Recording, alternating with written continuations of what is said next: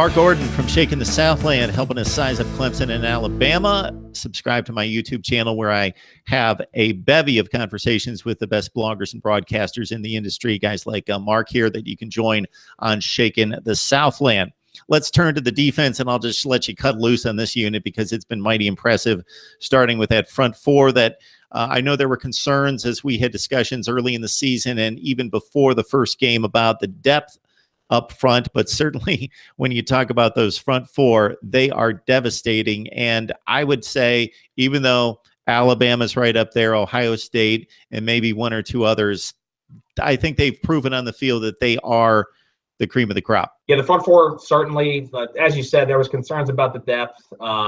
Lawrence actually missed, 3 of the last 4 games with a foot injury. And the depth actually hasn't been as big of an issue as we thought. Players like Ken Register, Richard Yergin have stepped in and played fantastic. Albert Huggins has really come on the field recently and shown that he can be potentially Clemson's next big, great defensive lineman.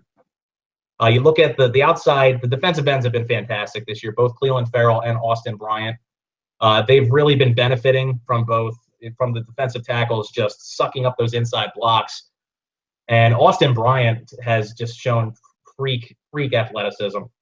I mean, he's so quick off the edge. He has great hands. I mean, if you've seen the Virginia Tech interception where he comes up with one hand, brings it down, I mean, that's a wide receiver play. And one of the things that makes that front four so successful is actually the linebacking core behind him. And it's interesting because I think the best player on Clemson's defense, and it's been the best kept secret in college football, not so much anymore, it's Dorian O'Daniel. O'Daniel was a finalist for the Butkus Awards this year. And it's not that his statistics aren't necessarily going to blow you away. He's not Clemson's primary blitzer at the linebacking position. That's Kendall Joseph. But Dorian O'Daniel, he literally can do everything you ask him to do. Now, Clemson was decimated by injuries this year in the defensive backfield, so much so that we were taking wide receiver Ray McLeod and giving him reps in meaningful games as a defensive back. Well, you say, okay, against NC State, for example, let's throw the nickel defense out there. Well, we don't have 5 defensive backs, so we can't throw the nickel defense out there. So what they did was they took Dorian O'Daniel and said, okay, you're not going to cover a wide receiver, you're not going to cover a running back, you're not going to cover a tight end, you're going to cover the slot receiver. So, and I'll never forget the first game I saw it. It was actually against Wake Forest when I see Dorian O'Daniel lining up outside Greg Dortch, Wake Forest's primary receiver. And I'm yelling at my TV, wait a minute, you have a linebacker against their number 1 wide receiver and maybe one of the most explosive players in the ACC. And I'll never forget, Dortch runs a go route, and O'Daniel stays with them the entire time. They tried to go it to him, and O'Daniel actually broke the play up. That's what makes him so special. Not only that, when Kendall Joseph shoots through that A-gap on the offensive line, if you're blitzing, they delay O'Daniel a little bit.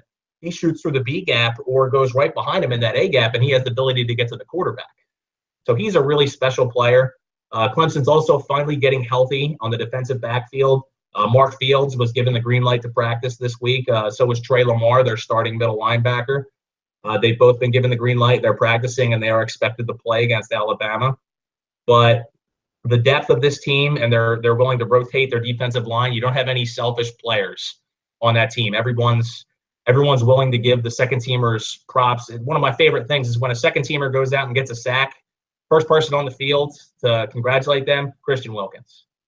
And that's a special part of this team. Everybody is pushing for everyone's success, specifically on that defense. Oh, Daniel makes it count when he picks one off, too. 2 interceptions, 2 pick sixes. So that's not a bad deal. If he can get one or more of those, then that would make a big difference potentially.